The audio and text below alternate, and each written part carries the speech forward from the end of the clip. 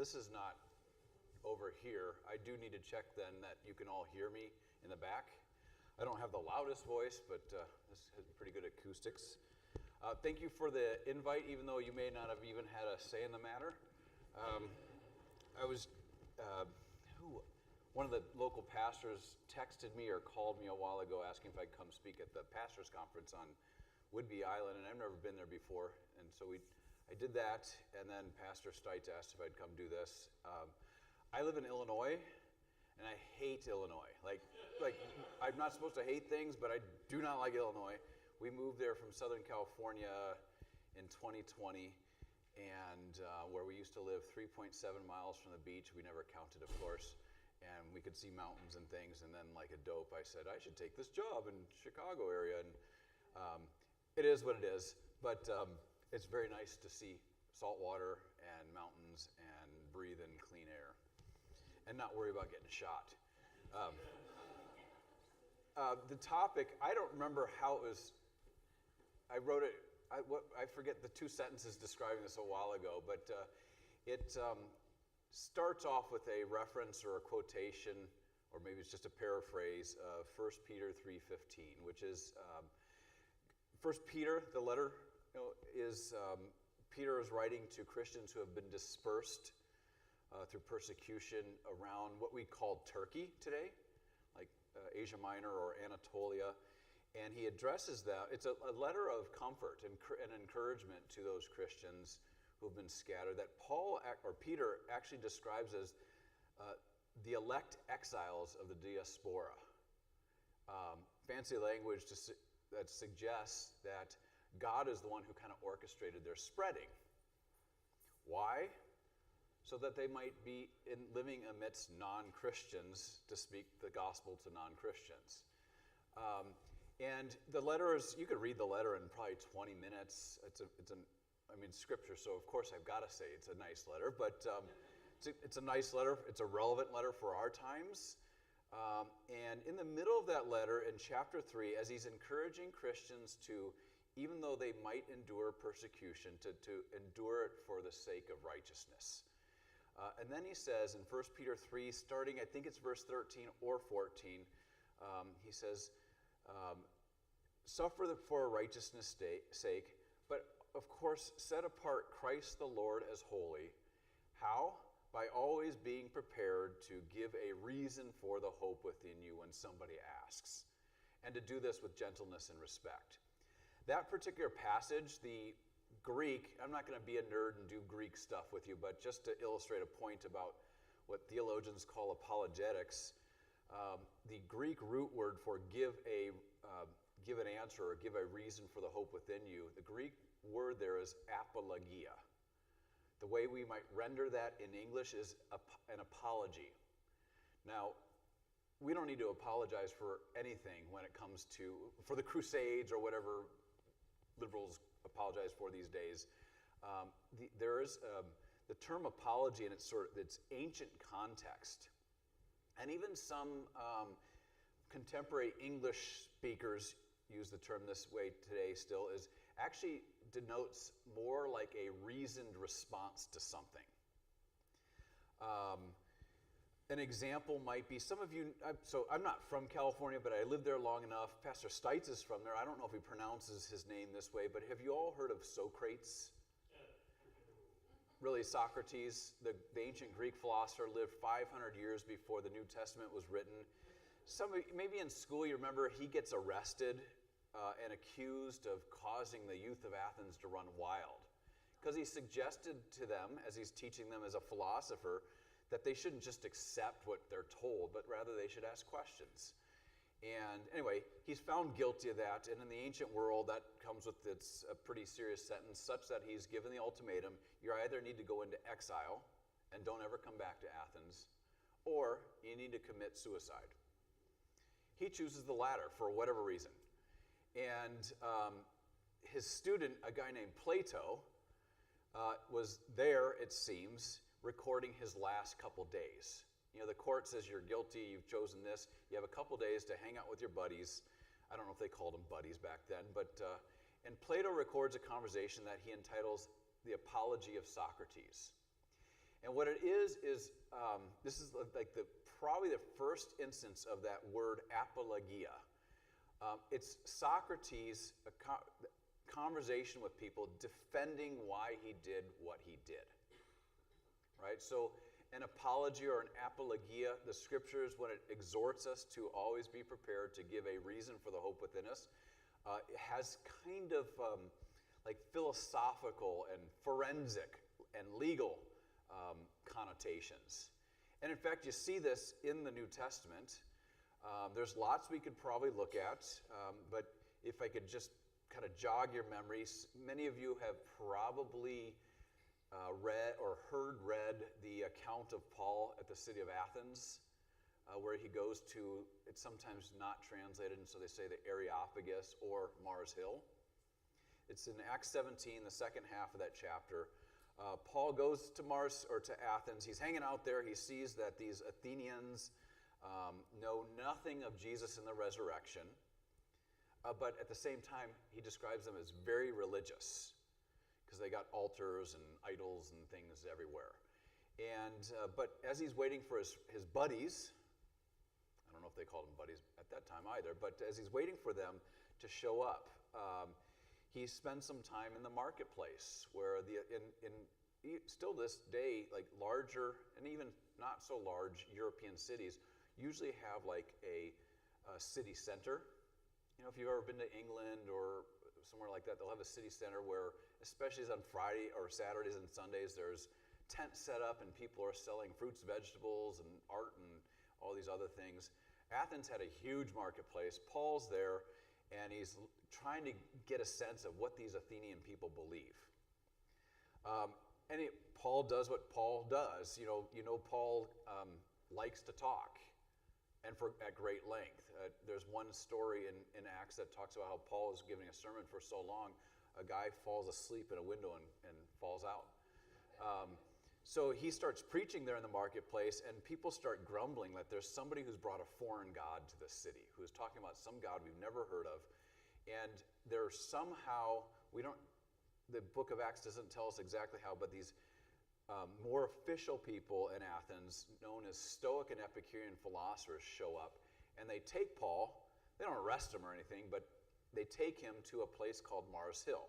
If you go to Athens today, you can actually go to Mars Hill. It's this large granite high point in the city, and it's quite big. There were temples there and altars. It was where the Athenians conducted all their official business in the ancient world. They decided whether to go to war, to raise taxes, how they should worship Athena and the other gods, and so on and so forth. Paul's up there with philosophers who know nothing of Jesus and the resurrection. One group are called Stoics, the other are called Epicureans, and he's given an opportunity to give an apologia. That is a reasoned explanation of Christianity. Rather than saying, well, I believe the gospel just because I believe, or Grandma Schmidt told me, or whatever, he gives an explanation of what makes Christianity tick. And at the end of that sermon, it's in Acts 17, verse 31, he gets to this place where he's saying, and the God I'm speaking to you about, after he's quoted their own literature to them, he says, the God I'm speaking about is going to judge. There's going to be a day where he's going to judge the living and the dead. And he's given, the way it's usually translated, at least in the NASB, which is my preferred translation, you can read whatever you want, but says that he's given proof of these things by raising his son from the dead. So apologetics, or an apologia, the way it was done in the ancient world, whether it's done today, in many ways, you can't prove the Christian faith true the way a mathematician would prove 2 + 2 is 4, right? But you can give a reasoned response to somebody who has criticized Christianity on one point or another to show that their criticism actually doesn't hold water. Paul does this at Mars Hill. He also does this towards the end of Acts in chapter 26. You know the story how Paul gets arrested and he appeals to Caesar. And it was part of the due process that he go to these lower courts before he gets to the city of Rome. And Luke records in Acts 26, he's standing before King Agrippa, who is, he's Jewish of a sort. He's not a great Jew, He's kind of a naughty guy, but he's a Jewish authority there in the northern parts of the Holy Land. And Paul has to, as he's making his way to Rome, stand before him, stand trial. And Luke says that Agrippa then gives Paul the opportunity to give an apology. And it's quite lengthy in terms of verses, but towards the end of it, towards the end of chapter 26 of Acts, after Paul's explained how it is he went from being a persecutor who at least observed and maybe even orchestrated the stoning of Stephen, how it is he went from that to becoming a Christian. So he explains his encounter with Jesus on the road to Damascus and so on. But then he shifts to like why he believes the things he's been preaching. And there's this, maybe you'll remember this, and I don't know what lectionary and where it is and so on, like in the church here, but at one point Paul is talking about Jesus is the Messiah, that he suffered and died and rose from the dead, and he stopped, I think it's Acts 26, verse 26, by a guy named Festus. And he says, Paul, your great learning has driven you mad. Like everything you've been, presuming everything that Paul's saying is like, he's very sophisticated in the way he speaks. Your great learning has driven you mad. And then he goes on and says, do you think in such a short time you could convince the king, Agrippa, to become a Christian or persuade him to become a Christian? And Paul responds and says, the king himself knows that what I've told you is true and rational or reasonable. The things I've spoken to you of, namely the death and resurrection of Jesus, did not happen in a corner. That is, the resurrection of Jesus especially is not some like pious idea a bunch of religious people like believe in because they had like a liver shiver, as my old teacher used to put it, Rod Rosenblatt, or they felt good about it or something like that. I mean, you should feel good about the resurrection, but I'm telling you these things because you know these things actually did happen. So that, in a way, is kind of what we would call an apology for Christianity. Now, when Luke's writing the book of Acts, he's only got so much space. He's condensing the sermons, and you just get little snapshots. I don't want to go back in time, but if Bill and Ted did have a time machine in San Dimas, California, I'd go back and kind of hang out with them just to see how he did it, because it must have been fascinating. Anyway, so apologetics is our topic for the evening. It is not, I don't know if you've ever heard the term before, but it has a very long history in Christian thinking, especially among like theologians. It's like right away in the century after the age of the apostles, you get a number of early church leaders, theologians, sometimes just called the church fathers, who are known by church historians as the apologists. Justin Martyr was one of them, who would, because he knew there was lots of rumors circulating around the Roman Empire, around the Mediterranean world. He took the opportunity to address those false rumors about Christianity and write a letter to the emperor and the Roman Senate, because those false rumors were oftentimes used as the reasons for why Christians could, or Romans could round up Christians and put them on trial and execute them. So he kind of sets the record straight about Christianity. If you were to go, and I don't know, if you had a lot of time and you wanted to read a book on church history, one thing you would notice, in addition to the fine-tuning of Christian doctrine, is that there's a whole lot of Christians through the ages, up to, through, and certainly including people like Martin Luther, and probably in the 20th century, the more famous apologist would be C.S. Lewis, of Christians who are not just doing theology. They're not just studying the Bible in the Bible study kind of setting at a church so that they get a better knowledge of the scriptures, but when in their public life and their vocations, at a university, at a library, at the coffee table with their friends, when people have questions about Christianity, when their questions come from a position that person is skeptical of the truthfulness of Christianity, the response is, what the scriptures call for, is an apologetic response. Okay? I don't want to spend a whole lot of time doing, at the end we'll do questions and answers, but is that clear, like what apologetics is. It's a response to criticism and unbelief. That response can be positive in that a case is made for Christianity. Some of you know that, well, Pastor Stites, I think you said that we met at Concordia University, Irvine. There was a guy down there who's actually buried up here in Puget Sound named Rod Rosenblatt, who was very fond of advocating for his pre-seminary students to be equipped so that if they are like on a college campus or they're out and about as they go off into ministry and they have an opportunity to, if somebody doesn't believe the gospel from their preaching, they have an opportunity to then give reasons for why somebody should believe it. Because I don't know if you've encountered this, if you spent just maybe 15 minutes on the internet Googling or chat GPTing or whatever we call searching now, questions like, how do we know Jesus existed? Or how do we know the Bible is reliable? The internet's the wild, wild west. You can get all kinds of things. And there are folks out there who have made livings and have done tremendous damage to Christianity, or maybe not Christianity, but to the lives of some young Christians by persuading them that, for example, Matthew, Mark, Luke, and John are primary sources for the life and teachings of Jesus, have not been reliably transmitted to us. That is, and they get in a little. For us, we're like, we don't question this. But if you dig a little deeper, you'll see that there's like a centuries-long debate among scholars over this very question.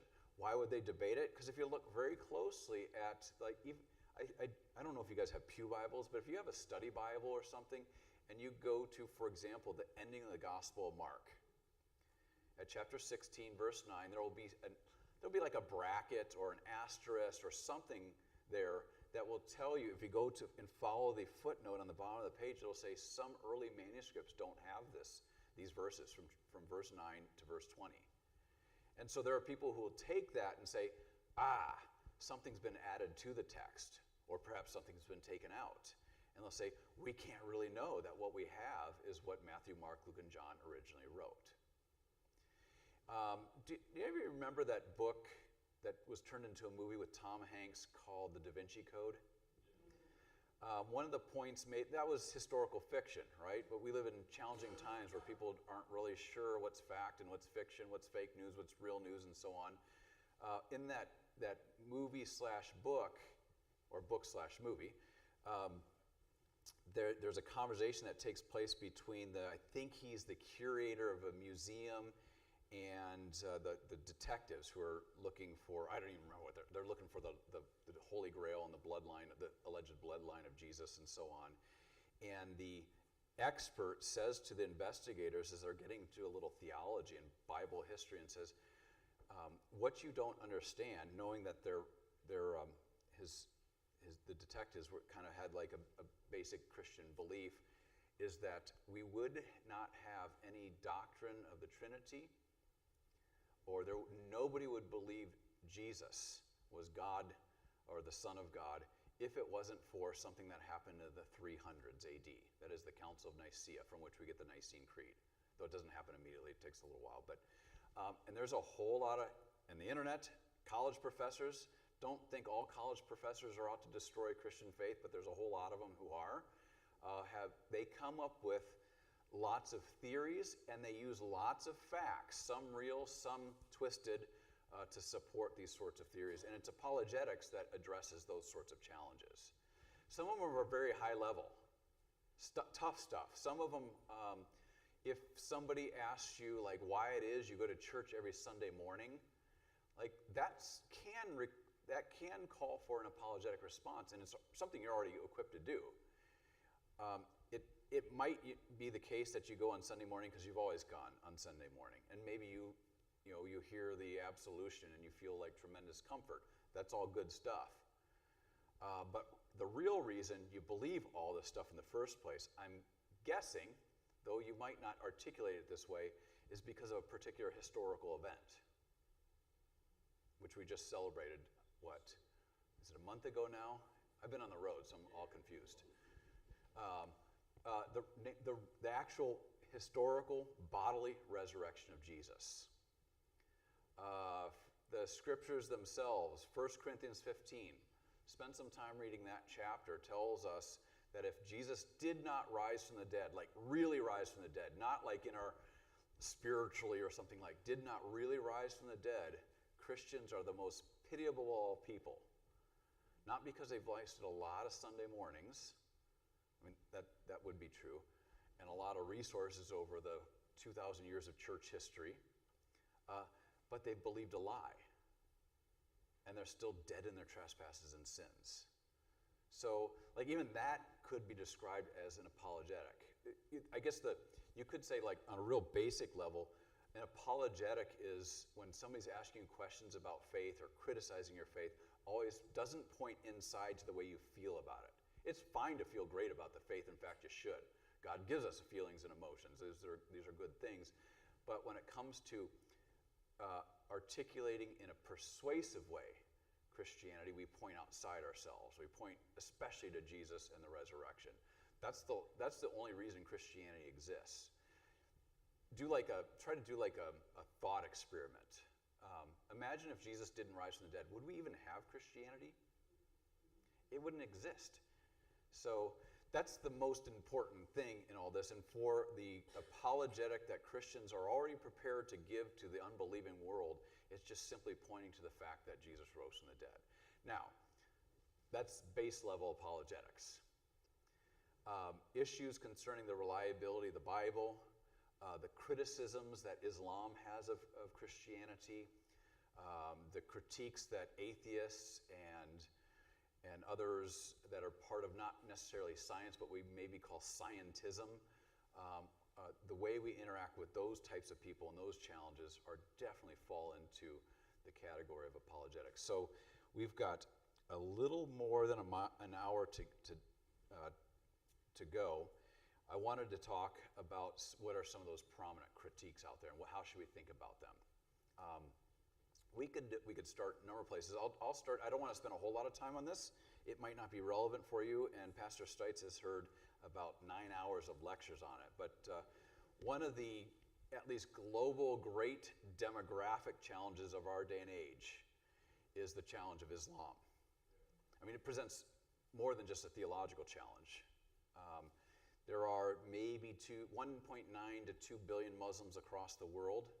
It's people who do like the number crunching demographers suggest that by 2050, if trends continue as they currently are, the number of Muslims will outpace the number of Christians worldwide.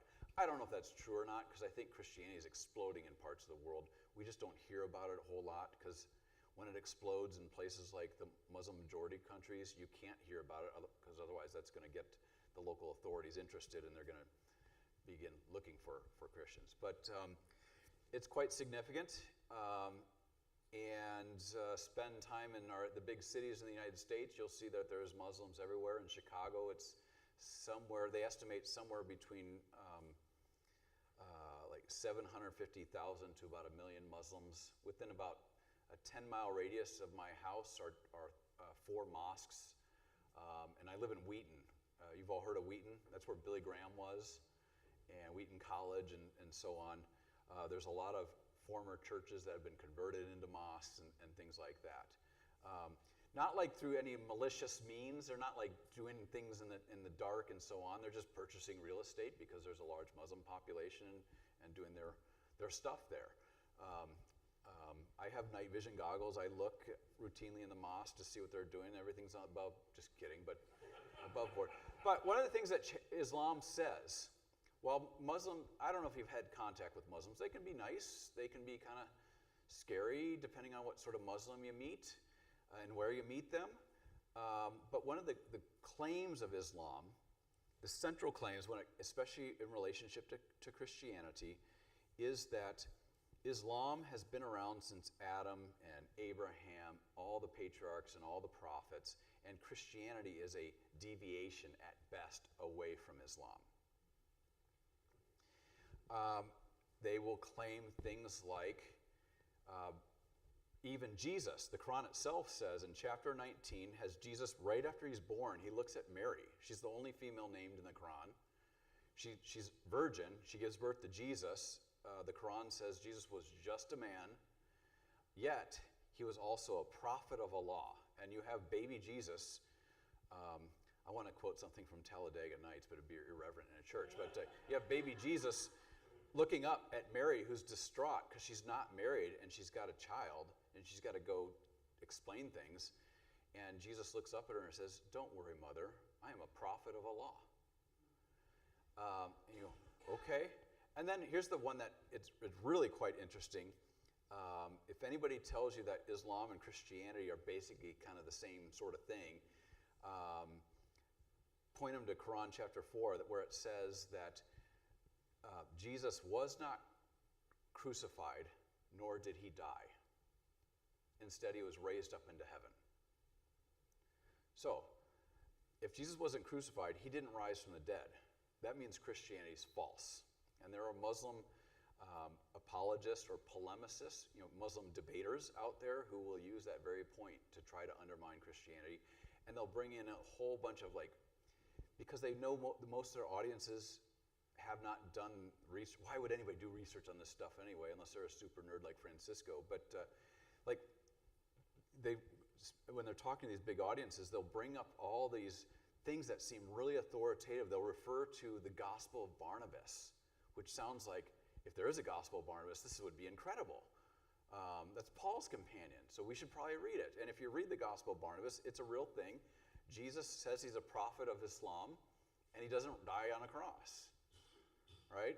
So what the apologist does in that particular context says, well, you might believe that Jesus didn't die on a cross, but on what basis do you believe that?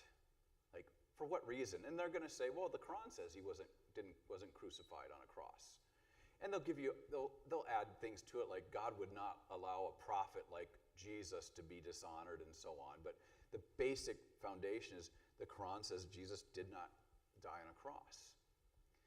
And so the response from the Christian, you might get mad and throw coffee and stomp out, and probably not the best approach. The best approach is to say, who told you that? Or what source tells you that? And they'll go to the Quran. And a Christian thinking like an apologist is going to say, well, okay, I know your Quran says that, and I know you have all this reverence for the Quran, but the Quran was written at least 600, more likely 700 years after the events. While it's true, people living in the ancient Near East have wildly accurate memories. And so 700 years, if he really wasn't put on a cross, it's, that would make sense. Here's the problem though. We've got eyewitnesses who saw the crucifixion of Jesus. Matthew and John, Mark and Luke were companions of Peter and Paul. We've got a Jewish source, and other hostile sources that all treat the crucifixion as a matter of fact, not just a matter of belief, but a matter of fact. Some of you, anybody here heard of Paul Meyer? He died maybe less than a year ago. He spent decades going around to churches, taking tours, or people on tours to the Holy Land, and he's got a great little book. The latest edition is kind of expensive, but if you just type in the fullness of time, it's the earlier editions. You can get it for $2 sometimes. But it's an outstanding text that takes you through the Gospels and then the book of Acts and shows you all along the way that what is recorded in these texts is not, the way 2 Peter puts it, is not a cleverly devised myth. That you can actually geographically go and visit these sites. That you can, there's all sorts of corroborating evidence for the truthfulness of the gospel accounts. One thing that's being talked about, two things very recently. I don't know if I should mention this name in here. There's no criticism or praise of this name, but Tucker Carlson, Tucker Carlson? He interviewed a guy named Jeremiah Johnson recently, twice actually recently. One was on the Shroud of Turin. Another, more recently, was on all sorts of other archaeological type of finds, one of which is what's called the Nazareth inscription. Shroud of Turin, I don't know what to make of it. The evidence seems to be increasingly lining up to the fact that while there's parts of it that are from the Middle Ages because it was repaired by nuns probably after it was damaged in a fire. Everything else, when they subject it to scientific type of tests, points to the fact that it's a first century burial shroud. And if you look at it, you can't do it with the naked eye, but if you look at it, there's an image on there of a crucified man who had something put on his head, like a crown of thorns. He refers to it as a helmet of thorns. There's even like a place where there's a large amount of blood, AB blood, right where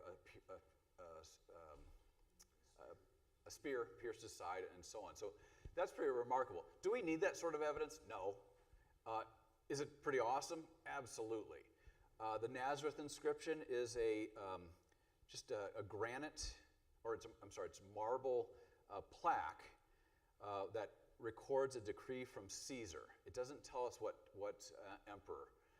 The dating is the question about this thing, but it's either from Caesar Augustus, so the emperor under which Jesus was born, or Claudius, who was a Caesar about 10 years after Jesus was crucified, died, rose, and ascended into heaven. What the Nazareth inscription does is outlaws the taking of bodies from tombs. Like, why would you need to tell? In the ancient world, people stole stuff from graves all the time, but they didn't take bodies from tombs. The Nazareth inscription was found in Nazareth. That's why it's called the Nazareth inscription. It's a fact that it's from the first century, from somewhere between probably either Caesar Augustus or Emperor Claudius. The question is, like, how do we interpret this in light of history? One very viable one is because there's a religion that was, as the book of Acts puts it, the people of Thessalonica complained that the Christians were turning the world upside down because of their preaching of Jesus' resurrection. So in order to ensure that some other religion like Christianity didn't pop up out of nowhere on the basis of the claim that its founder rose from the dead, Caesar decided we're just going to just cut it off at the pass by issuing that sort of inscription. So there's lots of things like that as you do or read or get excited about, like apologetic type of stuff, that Christians can use as evidence for the reality of what we believe, that it's not just a feeling we have, but it's based in fact. So that's like the Islamic sort of criticism, and there's lots more. We did 9 hours of it on Whidbey Island with a bunch of pastors, and you would never do this, of course, but if you skip church on Easter morning because you're sick, and you turned on the television, put on Discovery Channel, or what we used to back at historical professional association conferences call the Nazi Channel, because all they ran were World War II documentaries. The History Channel, now we call it the Alien Channel because it's ancient aliens and pyramids being built by extraterrestrials and so on. I don't know, I'm not offending you. I don't know if you guys believe in aliens or not, but if you're on Easter morning and Christmas, they always run documentaries on the history or the origins of Christianity. And I'm not a betting man. I was complaining probably too much to Pastor Stites about how poor I am, but I would totally bet that I could predict who's going to be on those documentaries, because it happens every single time. It's Bart Ehrman, it's Karen King, it's Elaine Pagels. And what they argue and what you find in, like, I don't know if you have Barnes & Noble up here, but if you go to like the Christian section, there will be books by these folks as if they're like books written by and for Christians. And they will put forward various, you call them hypotheses or theses that suggest in one way or another that what you and I believe about, let's just say, the first century of Christianity, the origins of Christianity, is actually the result of an evolution of belief about Jesus. You could call it, the fancy term would be called, or would be historical revisionism. So they'll make claims like, Christians rely on Matthew, Mark, Luke, and John for their details concerning Jesus. But then they'll add something like, but there are other ancient gospels out there as well that tell a different side of the story concerning Jesus and give us different facts. Christians never consult those texts, and it's the result of an arbitrary choice that was made in the 4th century in and around the Council of Nicaea. And if you've never heard of these, we generally call them non-canonical gospels. There are a lot of them, upwards of 24, depending on what counts as a non-canonical gospel. If you read some of them, anybody heard of like the Gospel of Thomas by chance? Or the Gospel of Peter with the pogo stick cross that speaks, and like lots of strange stuff in these gospels. But the titles of these gospels make them sound, they are ancient, like they date to the ancient world. The titles make them seem like we should consider them. I mean, if Thomas wrote a gospel, I mean, he touched the wounds in Jesus' hands or his wrist and his feet and his side. I'd kind of want to know what Thomas has to say about Jesus. There are infancy gospels. I mentioned the Gospel of Barnabas. That's not ancient, but there was one allegedly discovered not too long ago at Harvard, and the scholar who announced that they had discovered this new gospel, even though it was proven to be an absolute fraud, actually copied from a PDF file on the internet in the late 20th or early 21st century. It's called the Gospel of Jesus' Wife. I mean, if Jesus had a wife, that would be interesting. And if she wrote something, that would be really interesting. So there are scholars out there who will say there are these other ancient gospels that the church arbitrarily kind of hid because it taught something different about Jesus. And they just, again, arbitrarily chose Matthew, Mark, Luke, and John because it fit their particular political and ecclesiastical vision and theological vision for what the church and Christianity should be like. Now, here's if you look at these things closely, first of all, yes, there are these ancient things. They're discovered in, like especially Egypt. There's lots of them been discovered in Egypt, and I think the Gospel of Thomas was discovered in a coffin where a monk was laying at his side, and because it's so dry there, these things last for a long time. But here's the thing to know about that sort of stuff is that, yes, there are other ancient Gospels, and they have really interesting titles suggesting they might be legitimate accounts from eyewitnesses. If you look closely at them, I don't know why you'd spend a whole lot of time, it'd be kind of a waste of time to do this, but if you pay attention to the scholarly debate about these things, every single one of them is way too late to have been written by the person it is purported to have been written by. The earliest of the non-canonical Gospels is the Gospel of Thomas, and that dates to about 175 AD at the earliest. So way too late to have been written by Thomas, way too late to have, and one of the reasons why the church didn't include it in the Bible, the New Testament, why it's not considered canonical is the term we use, is because it's not connected to an eyewitness. Why are they given titles like the Gospel according to Thomas? Well, in the early church, there were like lots of little groups scattered about that were connected to heresies and philosophies, like things, maybe you've heard of Gnosticism, that would take Christian ideas and fuse them with their pagan philosophical ideas, and in order to give them credibility in the eyes of Christians, they come up with these Gospels and attach a name to it. They call it pseudepigrapha.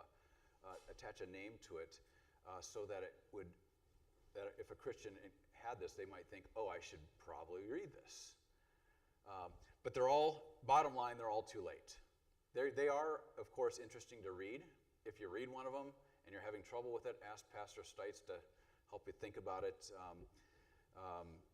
Some of them have some wild stories, like, we only have like a little nuggets about Jesus before his public ministry, like when he was 12 and when he's born, and that's about it. There are infancy Gospels that actually fill in the gaps of that story. It's not, from a historian's perspective, anything that we really trust, but they tell us that Jesus would perform all sorts of miracles as a kid to wow and dazzle his friends. There's one story that has Jesus, the context, he's with his buddies, and they're kind of making fun of him, and he says, basically, and I'm paraphrasing here and kind of embellishing, he says, well, watch this. And he blows or breathes on some clay pigeons, not the things you shoot with shotguns, but like the trinkets. And all of a sudden they're alive and they fly off. And interestingly, if you read the Quran, I don't know why you would read the Quran, but if you did, you'd encounter that very story suggesting that the Quran is borrowing from this stuff that's never considered scripture or authoritative, and in fact is basically a fraudulent attempt to describe the life and teachings of Jesus, but makes its way into things like the Quran. So we call that kind of stuff historical revisionism. There's a book floating around out there written by a man named Bart Ehrman, who's a New Testament scholar. He's done a whole lot of damage over the course of about 20 years now. His early work as a professor was not so bad because he would submit what he wrote to what we call peer review. Not that peer review is a guarantee of accuracy or anything, but at least it would go to other experts in the field, and they would make sure that what he was saying was actually anchored in facts and wasn't just made up. Then he realized, as I wish I would have realized, that if you start writing and publishing for popular publishing houses, you don't have to go through peer review, and you can make up all kinds of wild things. Like, I toyed with it. I would never do this. This is a joke for realsies.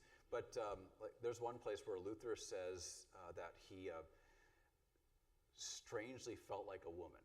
He's like making a joke with his buddies, right? And I thought, I could use that and argue that Luther is the first transgender Christian or something like that and make a ton of money.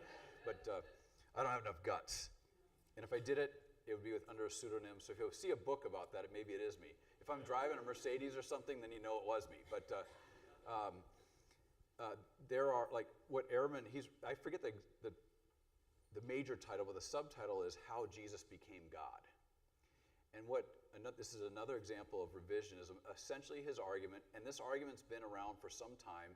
I run into kids, young people, like the old new atheist crowd would pick up on these kind of things, and you see in documentaries and so on, argues that the earliest Christians, especially because they're good monotheistic Jews, could not have believed that Jesus was the Son of God, and some will even go so far as to say, if you look in Matthew, Mark, Luke, and John, Jesus never says, I am God, or I am the Son of God, which he doesn't, but he says all kinds of other wild things that's going to get him arrested for equating himself with God. But Ehrman and others argue, Muslims will argue this as well, that the doctrine of the deity of Christ and the Trinity weren't around. Nobody believed that until the early 4th century. And you say, well, that's interesting. The New Testament. And they'll say, oh, the New Testament was written too late. Maybe it was written early, but lots of things were added into the New Testament to elevate Jesus to the status of being God and so on and so forth. Which the apologist in facing that claim doesn't just get all angry. We certainly get angry about that kind of stuff, but can go to other material and say, that's a bunch of, I'm going to call it BS. But what I mean by that is stuff you've said before you've studied, not what you're thinking I mean by BS. But because if you look even at like ancient pagan literature and their view of Christians, there's a letter from the very early 2nd century AD, Pliny the Younger, who was a governor in Bithynia, so like think kind of not too far from where Istanbul is in Asia Minor, the Asian side. And he's asked by the emperor to kind of give a report on what Christians believe. Right? This is a guy who has no interest at all. In fact, he wants to persecute Christians, but he has zero interest in promoting any sort of Christian doctrine or anything. But he describes Christians in the early 1st or 2nd century as gathering together on Sunday mornings for worship and singing responsive hymns to Christ as if he was God. Right? So, like, you even find it in non-Christian literature that Christians believe very early, in fact, right from the get-go, that Jesus didn't just claim to be God, but that he, in fact, demonstrated it by rising from the dead. So you find a lot of that stuff out there. The OG of revisionist sort of arguments, though, is the other sort of work that Bart Ehrman is especially known for. I don't know, Pastor Stites, I don't want to give you more work, but if you do get a chance, you want to get a feel for this stuff, Google the name Bart Ehrman, and it's going to come up everywhere. What Bart Ehrman has claimed for a long time, since a popular level book that he wrote back I guess it's now 20 years ago. The title is Misquoting Jesus. He basically brought what has long been what scholars, like serious manuscript researching scholars, have been doing for a long time. You could say even going back to the Reformation period when the first Greek New Testament was written, but more accurately, since 1707,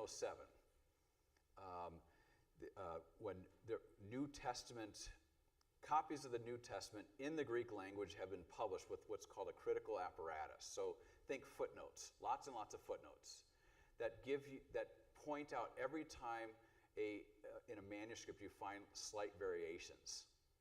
They call it a critical edition of the New Testament. And that's what scholars have been doing that for a very, very long time. They do it in the Missouri Synod when Pastor Stites went to seminary.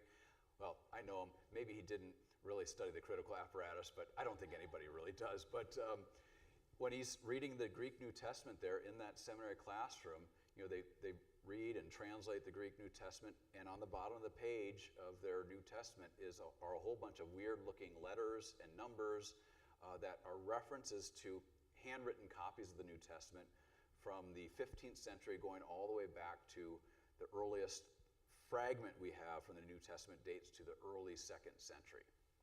And anytime there's a difference in spelling, like in the name John, sometimes it's with one N or new, and sometimes it's with two. Anytime you encounter things like that where a copyist maybe makes an error or thinks he's correcting a earlier copyist error, that counts as a variant. Don't panic, it's not a big deal. It's what happens in manuscripts. We have no promise in Scripture that God is actually going to move the hands of copyists in the Middle Ages in monasteries or where they're copying these works and guarantee that they're all copied accurately. What happened in the Middle Ages, they didn't have word processors. Hopefully that doesn't surprise you. The lighting's poor. I don't think I'd ever want to live in the Middle Ages, even though I got lots of Catholic friends who think it was like this golden age. It sounds awful to me. But there's plagues and crusades and things like that going on. But what happens is you get these scribes over the centuries in Christian Europe whose primary job outside of praying is copying manuscripts, biblical manuscripts. And many of these scribes didn't even know Greek. They knew how to write Greek letters. So they would copy, they'd receive a manuscript, a handwritten copy of the New Testament. They would then, on a piece of vellum, start copying, and they'd get to the end of a sentence, and then they'd check to make sure they copied everything correctly. And sometimes they're like, oh, I forgot to include that verb, and they'll put it at the end of the sentence. It does not change the meaning of the text one bit. Like some of you have maybe studied Latin in high school way back when we did Latin. Word order is not you can render sentences different ways. You can say John loves Jesus in Greek, so just 3 words. You can rearrange it at least 8 different ways, and it still just means John loves Jesus. So you'll get things like that. Those are kind of big deals, but there's lots of spelling mistakes, and a study Bible, like the Lutheran Study Bible, will have footnotes. The church, Christians have never tried to hide this. They've been very honest. And in fact, all those copyist variants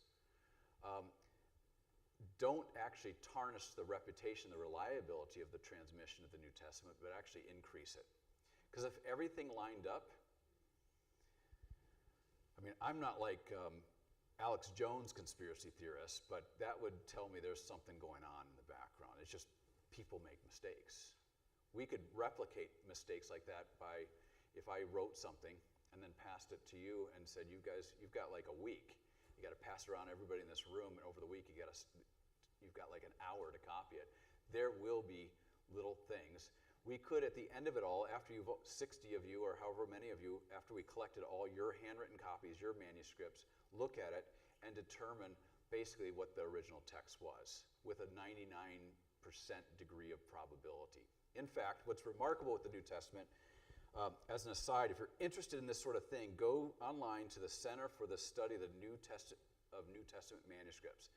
Super nerd stuff, but they've got lots of really helpful illustrations on just how incredibly reliable the transmission of the New Testament is, such that when Bart Ehrman claims in his Misquoting Jesus that there are between 200 and 400,000 variants across the manuscripts of the New Testament, the people working at that center would say, yeah, it's actually, the number is much higher. Ehrman's not a Christian. The people working at that center are all very confessing Christians, very much confessing Christians. They're not bothered by it one bit at all, because that's what you just find in ancient manuscripts, whether it's the New Testament or a Roman historian or what have you. The reason why the numbers are so high is because we have so many manuscripts. You probably all heard of Homer's Iliad and his Odyssey. I think there's an Odyssey movie coming out that's supposed to be pretty good. But push that author and those books to the side. Any other ancient author, let's pick three that are kind of close to the New Testament, a little later but close enough. Three historians who are interested in describing facts. Josephus, the Jew. Josephus, who was a Jewish author. Saying the Jew sounds kind of mean, but Josephus, Tacitus, and Suetonius. Two Roman historians, one Jewish historian. Back at Concordia Irvine teaching Western Civ 1, we used them, and we trusted that what we have from them has been reliably transmitted, that we didn't have to worry about whether somebody's like messed up the text and added in wild things or took things out and so on. If you take all the manuscripts we have of them, handwritten copies before a printing press, the stack is about 4 feet high. Okay? Anybody want to guess how tall the stack of the New Testament manuscripts might be? Just a wild guess.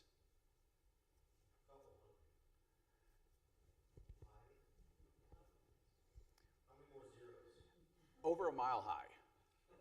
So, if you take, so there's like, depending on whether you're just looking at Greek or there's about 10,000 Latin Vulgate translations of the New Testament. If it's just the Greek, or if it's the Greek manuscripts and Latin and other Mediterranean language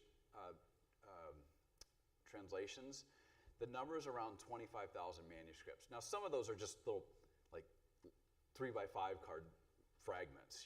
Some of them are complete New Testament and so on.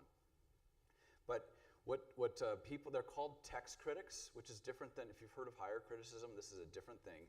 Text critics are our friend, unless they're Bart Ehrman. We don't like him, but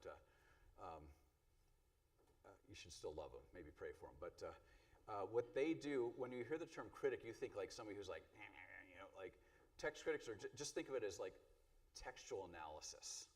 People are looking very closely at the text over the, comparing manuscripts. The guy who's I guess the academic term is stud, doing this work, is a man named Daniel Wallace out of that Center for the Study of New Testament Manuscripts in Dallas. And his sole job is going around the world photographing or digitizing New Testament manuscripts. And he's on that web page, he'll illustrate like what these variants look like.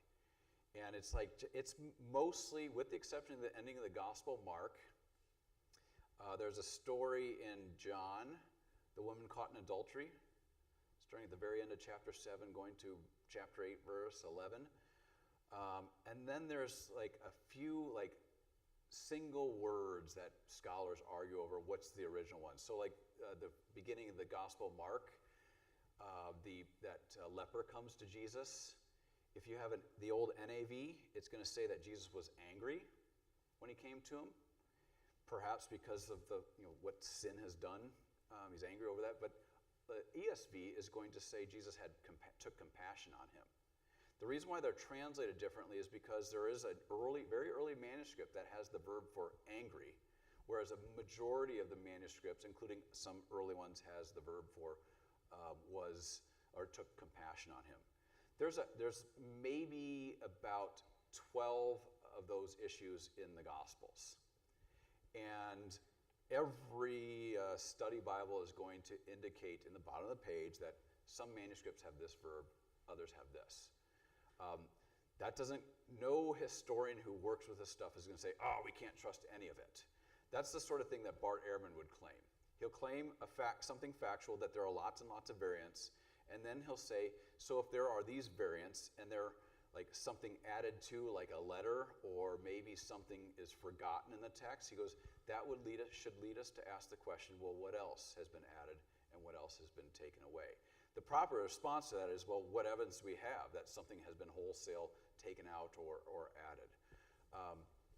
But there's a whole lot of scholars out there. Muslims love quoting Bart Ehrman. Atheists love quoting Bart Ehrman. It is, as my friend Craig Parton puts it, he says, this is something this debate among scholars, but as it works itself out in the popular arena, cannot be lost. Young people in particular need to hear from their Bible study teachers, their pastors, about how to think about these variants rather than learning it in the college classroom that's using Bart Ehrman's textbooks. Daniel Wallace down in Dallas says that after 50 years of studying this, he says that not a single doctrine or a single story about what Jesus did at this place or that place is affected by these variants. In fact, he says, scholars can account for why these variants happened for 99% of the time. The ending of Mark, woman caught in adultery, and a handful of other little things concerning a verb, mostly, are things that scholars are still wrestling with. And they don't just arbitrarily choose, like, oh, we're going to go with this verb. They have sort of pretty exacting they kind of run parallel to scientific methods in determining which one we should prefer. If it's earlier, and they call it a harder reading. Like if Jesus is angry, that seems kind of weird. It seems like somebody changed the verb to had compassion because it's hard to think about Jesus being angry. They'll usually prefer what they call the harder reading and say, well, this is probably the original one. But they're quite confident, thinking on the horizontal plane, that we have 99% of, though we don't have the original copies that Matthew, Mark, Luke, and John and the rest of the authors wrote down. We shouldn't, because they were written in papyrus. That stuff falls apart very easily. They're quite confident with a 99% degree of certainty that we know what the original autograph said based on this just miles or a mile-high mountain of manuscripts. Now you might be thinking, Francisco's a heretic because he's calling into question the Bible. If your pastor has not told you about this, it's not because he's hiding it from you. There's like not a whole lot of need to talk about this in a Bible class. It's in the realm, in the arena where Christianity is being critiqued on this basis that it becomes important to think about and learn how to address it. So hopefully you'll never have to deal with that stuff. It's not the easiest stuff to read. It's quite, to be frank, quite boring. What else could we say about that? We could move beyond that. So we talked a little bit about the Islamic critique of Christianity, the critique of what we've called historical revisionists.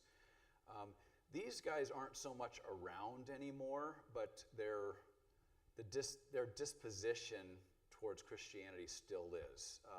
Some of you have heard the term neo-atheist or new atheist. You've heard of people like Richard Dawkins, Sam Harris. They're the ones who are still living.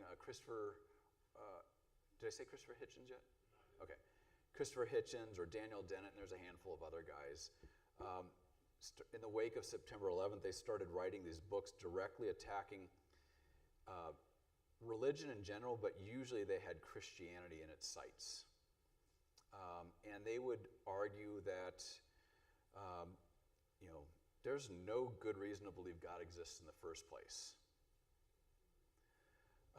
And of course, lots of not just Christian apologists. There was a Jewish guy named David Berlinski. There's some Muslim apologists, and there's just people who are not so convinced atheism is a worldview worth even considering, who would respond to that. Just a quick side note: if any of you are like science people, probably the best book on this, if you can read scientific literature written on a popular level, is which means I can't really understand it that well, but Stephen C. Meyer's Return of the God Hypothesis does two wonderful things. The first half of the book, Meyer puts to bed the old claim, or really more of an assumption, that science and religion have always been at odds with each other. and in fact illustrates that you probably wouldn't, you would not have science as we know it, you wouldn't have the scientific method if it wasn't for Christianity. So he revises the old tired narrative of that conflict between religion and science.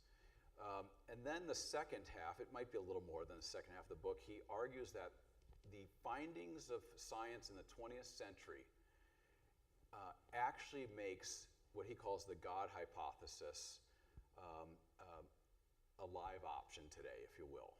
And what he means by that, a long time, at least in some arenas, in the wake of the Enlightenment, it was sort of assumed that if we just waited long enough and let science do its work, we would know more and more about the origins of the universe and everything else in the universe. We do not need to appeal to something like a creator to explain why it's here. And Meyer talks about how in the 19th century and the early 20th century, most scientists assumed that the universe was eternal in some way. And if the universe is eternal, you don't have to explain how it got here. There's no need to posit the God hypothesis as the creator of the universe. Then he tells the story of the development of what I think it was Fred Hoyle who it was more of a critique of this theory this guy Edwin Hubble was developing. He called it the Big Bang began to emerge. And I don't know what to think about the Big Bang. I can't even really understand too many numbers for me. I'm a historian. I can't balance a checkbook. But the one thing I know about the Big Bang is what it does show and prove in a scientific, not mathematical way, is that the universe is not eternal, but in fact is temporal. That is to say, it had a beginning. So Meyer says you take that into account, you look at the natural history of the universe or just of life on Earth, and you find over the course of its natural history lots of information added to the living organisms on Earth. You find like really simple organisms, then all of a sudden there's something like a Cambrian explosion where all of a sudden you get complex organisms. And there's like no evolutionary stage.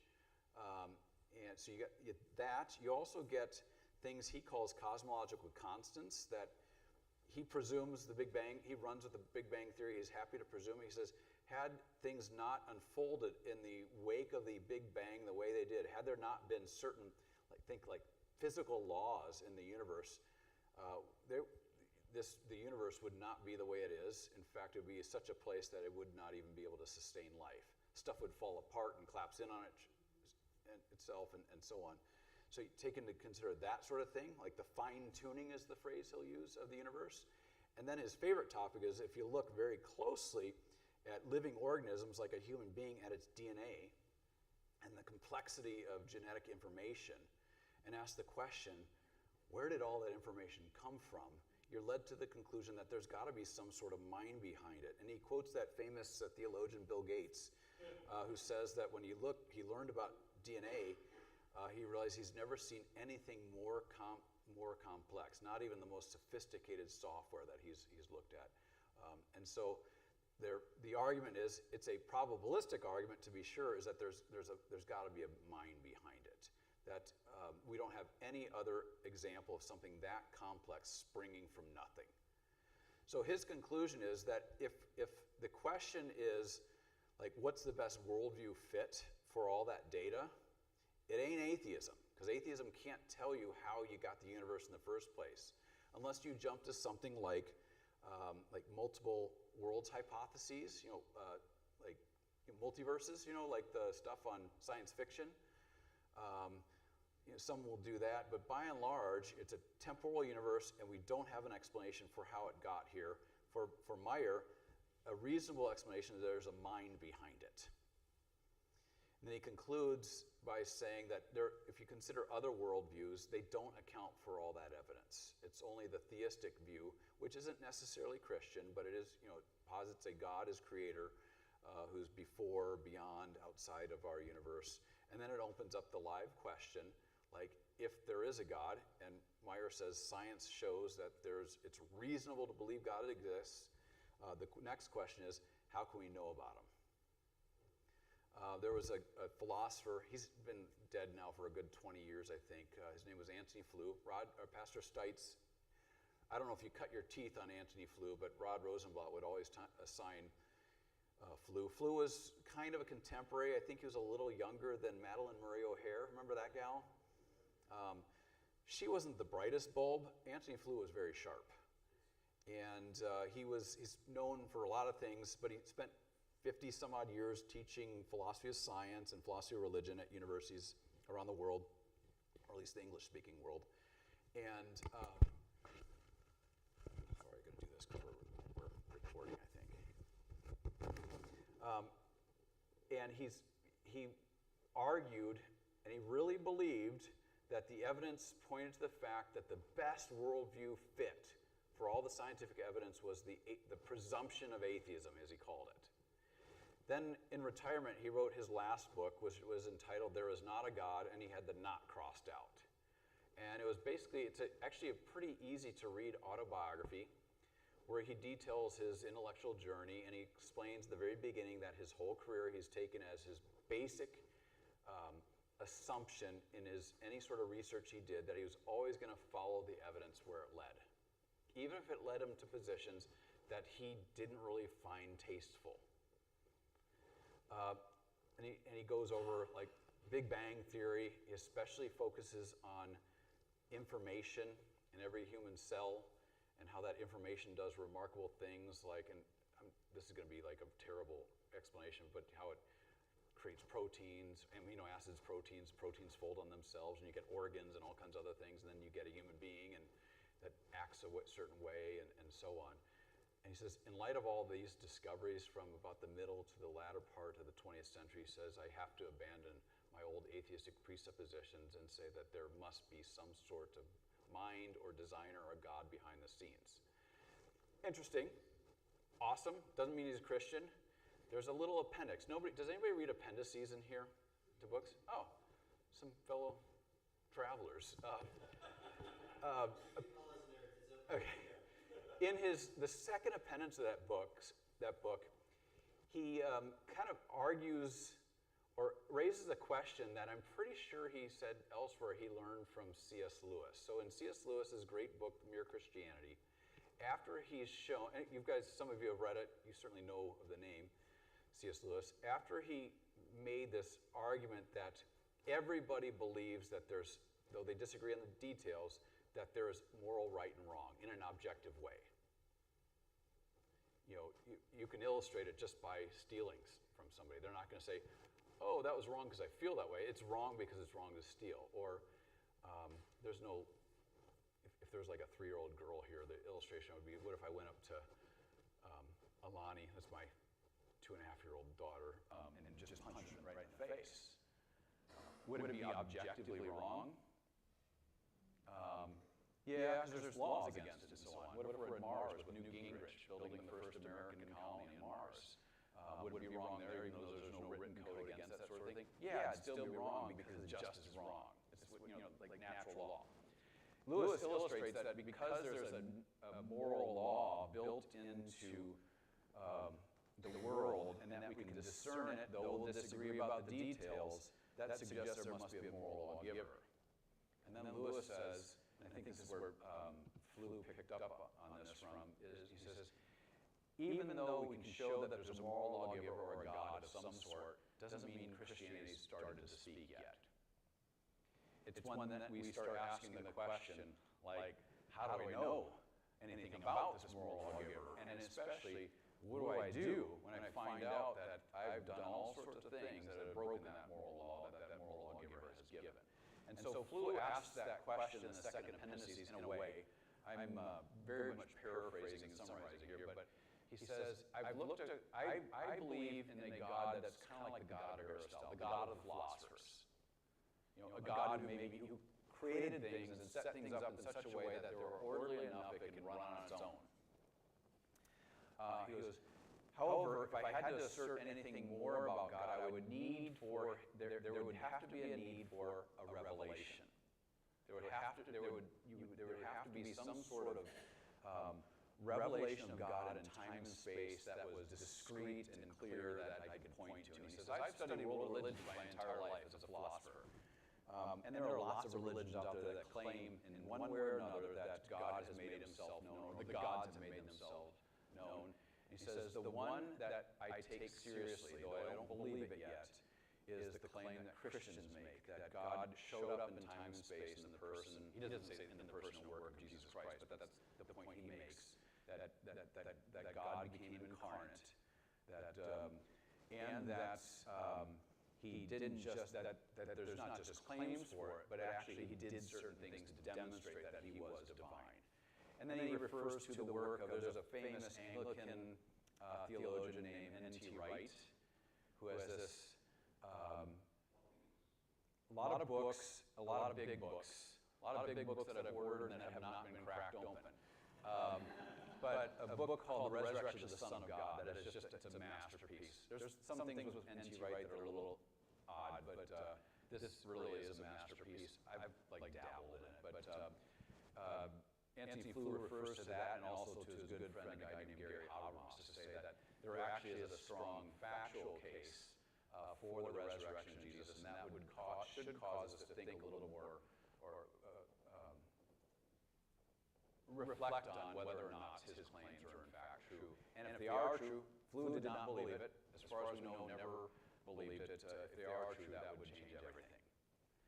And in many ways, that's sort of the heart and soul of the Christian apologetic task, is to show, like I said at the very beginning,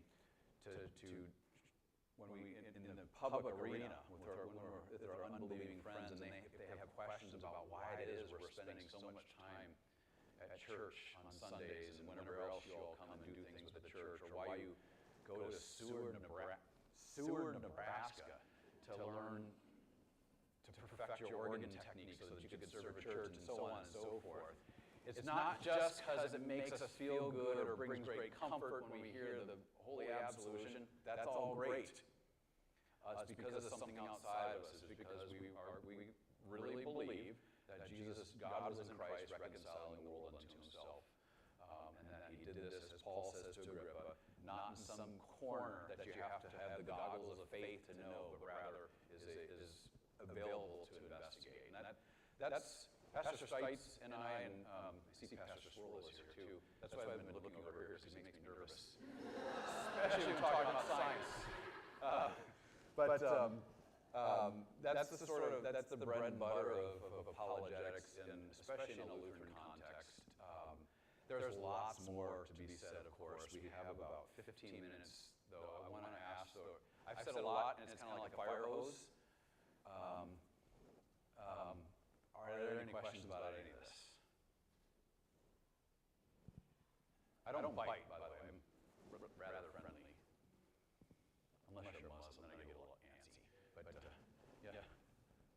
I started, I can go to Portland in 90. Excuse me there. I started in Portland in 1965. I was a study for the ministry. And a year and a half later, I went to Catholic school at the U.S. Army. The following year, the spring of 1968, I took a weekend pass and I went to visit my friends who are now at Fort Wayne Senior College, because at that time you went there and then you went on to seminary. It wasn't seminary.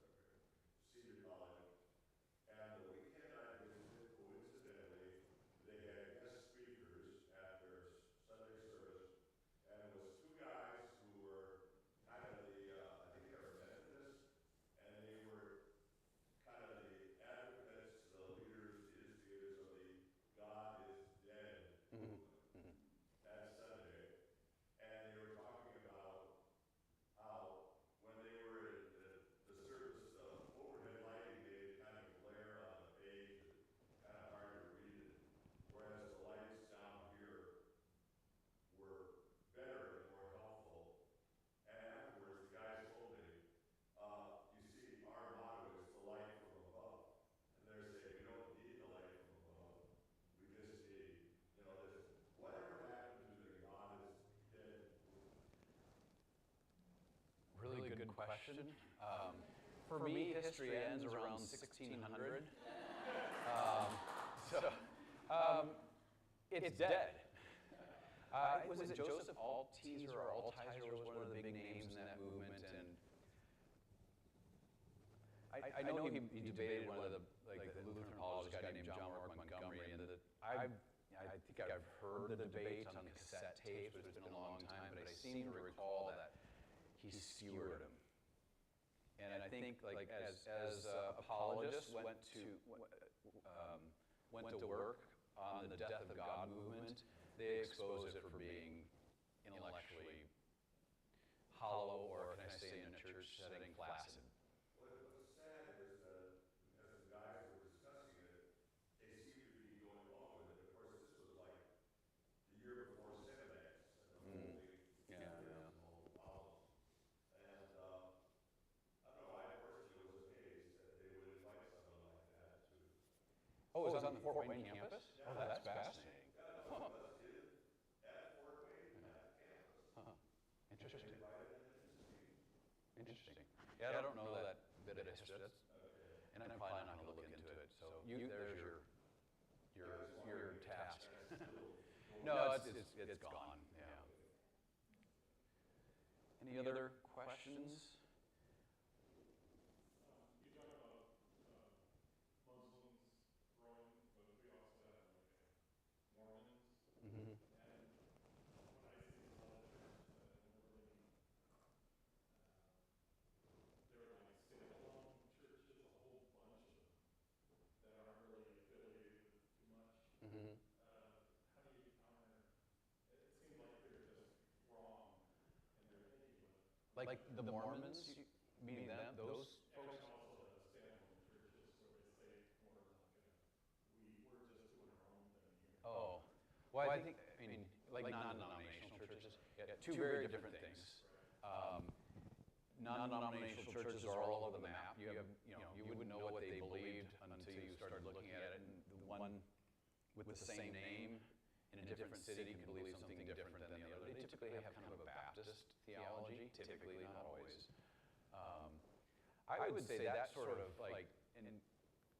conversation between, say, a Lutheran Christian and that Christian is more about let's read the Bible and figure out what the Bible says, as opposed to thinking about it as an apologetic, though you could say it is kind of, and I would be more gentle with, if somebody, in our day and age especially, you guys know more than me, in Washington, the land of the so-called nuns, that's what they used to say anyway, if you find somebody who believes, though they might not even know what it is, but they can articulate sort of the doctrines in the Apostles' Creed, these days I'm pretty happy to have friends like that, even if they're going to some odd church down the road.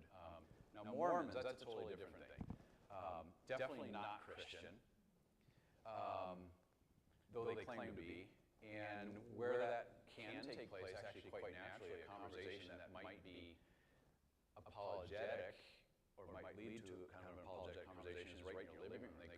They knock door to door. You will get on a list, though, if you start arguing with them. They might not visit you again. But with Mormons, we could talk a lot about Mormons, right? But really, if you ask them, why it is you believe these things about Joseph Smith and his vision and the golden tablets and the Book of Mormon and the history that allegedly took place in the United States, for which there's no evidence of Jesus visiting pre-United States of America and so on, lost tribes of Israel being here and so on. There's zero evidence for that, though every once in a while they come up with some evidence and it's quickly debunked. If you ask them why they believe, unlike us, and I don't mean that to self-aggrandize us, but or to aggrandize us, where we point to Jesus and his resurrection from the dead, they're going to point inward and say, I know these things to be true. This is another one of these things where I'd probably bet on this, because I'm pretty sure I'd make some money on the thing. They will say, well, we prayed about it, we had a burning in the bosom. We had this feeling inside. And I was just with pastors at Whidbey Island. I was feeling things after a couple bourbons. Last night I had a tiny little cigar, and I was like, oh, it's a burning in the bosom. So that's kind of there are some air quotes here, but sophisticated Mormon apologists, to be sure. But by and large, the ones that are out doing their, they're on their mission and so on, they're always pointing inward, and that tells me nothing. I'll tell you a quick little story. 20 years ago, I met on a plane a guy named Paul Larson, Mormon, in the order of Melchizedek, like kind of high up there, but he's a lawyer. And we had like a 3-hour plane ride together, and I was trying this new apologetic technique, which was to just ask questions, to get them to tell you what they believe, and really open-ended questions. By the end of it, we weren't even drinking, because Mormons don't drink, and but he's like telling me everything, and he's starting to preface everything by saying, and you're going to find this really crazy, right? I'm like, yeah, this is nuts. But so anyway, we exchanged emails, and over time, somehow we exchanged mailing addresses. He sent me they have the quad, it's all their script text put together, leather bound, probably cost him a couple $100, with my name engraved on it. He'd been very generous. I get a Christmas card from him, and I'm not sure if it's from him or the Preußes, because there's a gajillion kids everywhere. But it's been back and forth. We've had email exchanges for 20 years, just little friendly ones, but we've had, you could call them debates, they're friendly debates, Like, I've asked him several times, like, we've been talking about this for so long, but I'm still struck by the fact that there's just zero, historical support for any of these claims. And he's been very transparent. He says, and I'll say, you're a lawyer. I'm texting it, so I don't know if it's coming or typing. I don't know if it's coming across like that. Hopefully it's not like, you're a lawyer, you idiot. But he writes back, and anytime I ask that sort of, or make that sort of point, he goes, in my professional life, I reason, he doesn't use the word deductively, but I reason from evidence and so on. In my religious life, though, I don't, that sort of approach doesn't carry over. So he thinks differently. And what do you do with that? Pray for him. So yeah, that's all I'll say about that. So, I don't want to get on a Mormon kick. Pastor Stites knows I can go down rabbit holes and very deep. From like 15 minutes later, we still haven't even answered the question. So, any other questions? Yes, sir. I search for Christian apologetics, say on the internet, and I go to find a lot of these references that you. Can I make one recommendation? Like book type, there's tons and tons and tons of stuff out there. Be patient here. Lee Strobel, The Case for the Real Jesus. Not a Case for Christ. That's good. It's okay. There's a whole movie made about it too. The Case for the Real Jesus goes over chapter by chapter some of the issues we talked about. The claim that the Gospels are not reliably transmitted to us. The claim that the Jesus that you and I believe in, who died and rose from the dead, isn't actually isn't the historical Jesus. He does this chapter by chapter, very, very easy. He was a journalist. He writes for non-nerds and nerds alike, so it's easy to follow. And then what's really good about the book is that at the end of every chapter, he's got a bibliography, like a list of books. If you want to go deep or go to the more academic literature, that'll still be, it's not going to be the like dissertation kind of stuff, but more stuff that the pastors would read. It has an excellent list that's curated for each of those issues. So I highly recommend that just as an entrance into apologetics. Strobel, S-T-R-O-B-E-L. Now he's a Baptist, so he's not doing theology in this book, but if you read other things he's written, or he gets interviewed all the time. When he gets to his theology, you'll be like, what? Just ignore the sinner's prayer stuff and all that. His apologetics are pretty good, so actually exceptional. So CPH, if you, I still have 6 minutes. You're looking like you want to kick me out of here, but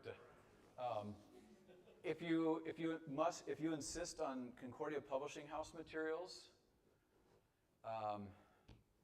there's sadly not a ton, but there are a few books. There's Craig Parton has Religion on Trial.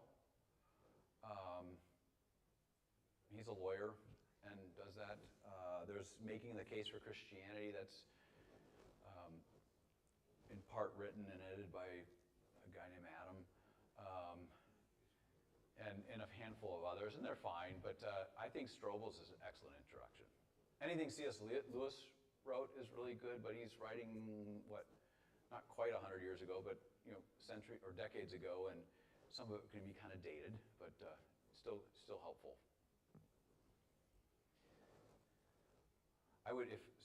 Dr. John Warwick Montgomery is now deceased. He was like the field marshal, he was once described, of apologetics in Lutheran circles. An international man of controversy and so on and so forth, such that he's in heaven. I imagine he's arguing with God, because he was just argues about everything, but produced a ton of stuff that's really good too. There's one just called Apologetics Primer. You can get that on Amazon. That's really good as well. So, yeah. Any others? Uh-oh. Is it a critique? I'm just kidding. And you may have said this before I came in, because I was late. But do you have an apologetic outline? Something you like stick in your pocket, put in your pocket, to kind of keep the conversation on track. Because, and I'm having, and you have a conversation with somebody who's either just doesn't believe anything to be mildly hostile to Christianity, but the kind of people that you pretty much engage up here. But an outline that we can have in our mind is this is where you zero in. This is where you invest your conversation. Yeah, I actually have one written. I don't have it with me, but it's pretty basic. It's start with the claims of Jesus. Start first with speaking the gospel. But the claims, what do you make of Jesus? The question, what do you make of Jesus? And it kind of depends on how they respond to that. But if it's going to be an apologetic conversation, it's probably going to be something like, we don't even know if he existed. There's still people who say silly things like that, even professional historians. Richard Carrier, who lost his job as a historian because he made that stupid claim. But what do you make of Jesus? And then if they'll say whatever they say, then directing them to emphasizing that this is eyewitness testimony or written by somebody who interviewed eyewitnesses, and getting into the actual New Testament text and trying to steer the conversation or in the direction of the arrest of Jesus and the question of why he was arrested, because he asserted he was co-equal with God. And then the question, what would be enough to show that he was, in fact, divine in some way, shape, or form? An argument for the resurrection. That's real basic, but we do have, at 1517, we actually have these sort of outlines and where this might go and so on. I'm a little, as you kind of suggested, people are all over the map. You can't predict anything anymore. And just keeping people focused is impossible now. I've not been focused, and I do this stuff all the time, but I do, Pastor Stites, I was telling him, the pastors, how my theology is Lutheran, very Lutheran, I think. I hope you were one of my teachers of the confessions. I don't know if you remember that, but yeah.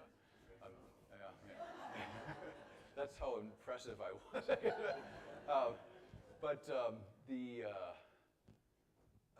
My religion really is jiu-jitsu. I'm just always at the jiu-jitsu gym, and everybody knows I'm a history professor, and that we go to church every Sunday. My daughters are coaches there, and so they know us, and they're always asking questions of life questions and theological questions, or I heard on Joe Rogan this, or whatever. And so I'm like, perfect. Let's talk about it. And you're like, I've got a person who actually wants to know about Jesus, the historical Jesus. And then you're like, well, what do you know? I was watching the History Channel, and they were talking about aliens, and they mentioned Von Daniken and the Chariot of the Gods. You're like, oh my gosh. The biggest task is just to keep the conversation focused in the direction of Jesus, dead, buried, and risen. as like historical things, but also being very, I mean, you know this more than very well, that it's not just a matter of history, but then what does this all mean? You know, why would he have to die and rise? So, is that, I mean, for a 1 minute response, okay? I'm very nervous because I mean he literally taught me the Lutheran confessions. I don't know why I'm nervous. I think I can take you.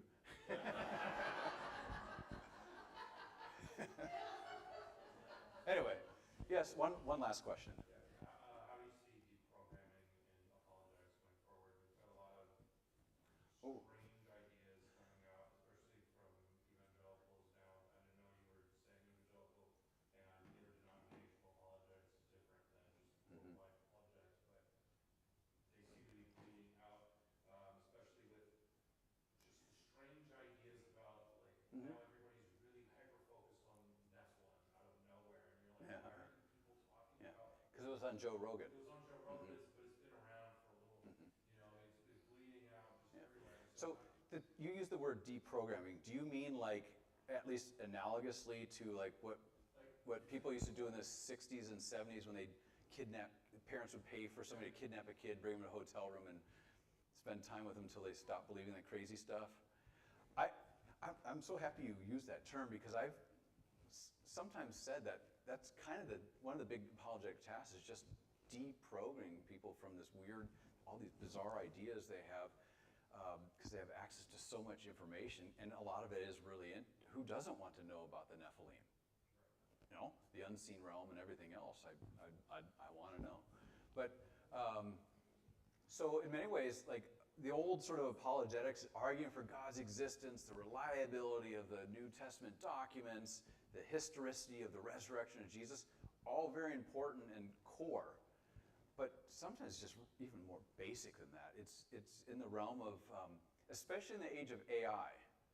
And I'm not going to harp on AI, but I've been playing around with ChatGPT. I have better conversations with ChatGPT than I do with, for example, my father-in-law. Like, had a long ride with him, 3 hours, he fell asleep. I'm like, thank God. And I started talking to ChatGPT and learned everything I needed to know about some of the Birmingham manuscripts of the Quran. You know, or at least if it's telling me the truth, you know. But like, even before all this is just like what philosophers would call things like epistemology. Like, how do we even know what we know? You know, is it just plug in or click a buttons and whatever you receive, you just know? Or like, is there, we used to call it critical thinking. That's not proper, apologetics proper, but it's absolutely essential. I teach young people in a homeschool co-ops and things, and I'm in a class right now where we're doing critical thinking, and they're homeschooler. We homeschool our kids, so I can say this. You know, they can be very weird. They can also be very awesome because they've been reading their whole life and they know the classics, and their parents or whoever's been teaching them does this stuff with them.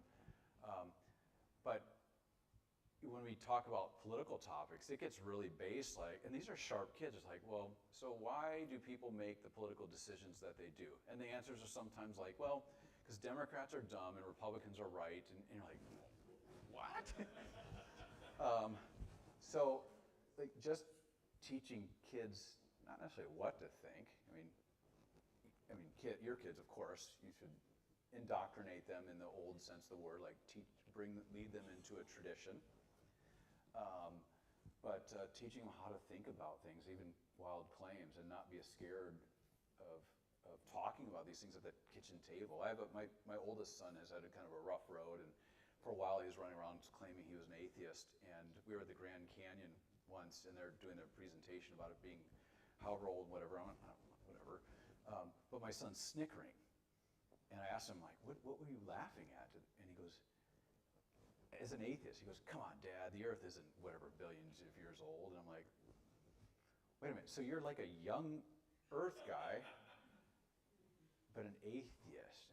Okay, so like having those like actually talking about it and not being afraid as a Christian to have tough conversations. And this is not like an average, do not, like, the age of the earth is not something to really a hill to die on.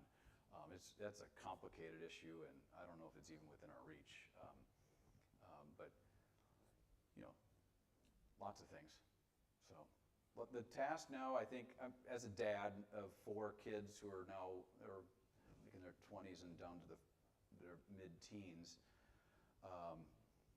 the questions and they ask, the stuff they get exposed to with these things in their pocket, and there's just, the genie is so far out of the bottle that it's essential that we teach our kids to think well and to not be afraid to ask questions and to not to be afraid of the facts, in our circles, LCMS circles, I hope I don't get in trouble for this, but there's almost like this weird narrative of suspicion with regard to things like science.